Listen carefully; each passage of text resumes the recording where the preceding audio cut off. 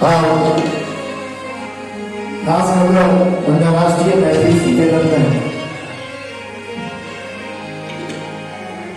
कलाकार के तो गीत गावे के मन हो छै अलग बात छै, लेकिन हम देखे जावे छी, सीखे जावे छी। एकटा तऽ से बहुत किछु सीखल के मौका भेटै छै और यह सीख कोनो कलाकार के आगू बढ़ावे छै। आप पहले दिन कवि दयाल एक का गीत और हम सुनाबी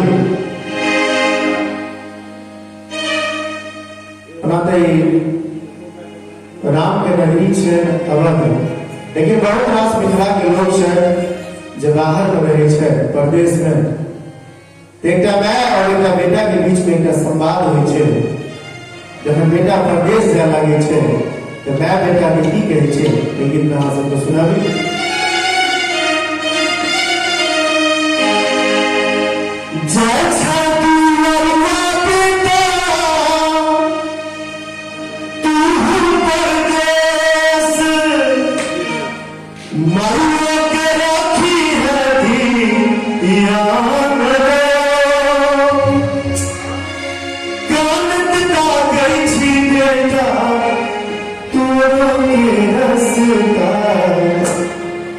के दूसरा गीत सुने के फरमाइश है, लेकिन बता दी कि बाहर में खास करके जो लोग हमारा बजावे छै 90% गोटे यह गीत सुने के लिए बजावे छथि।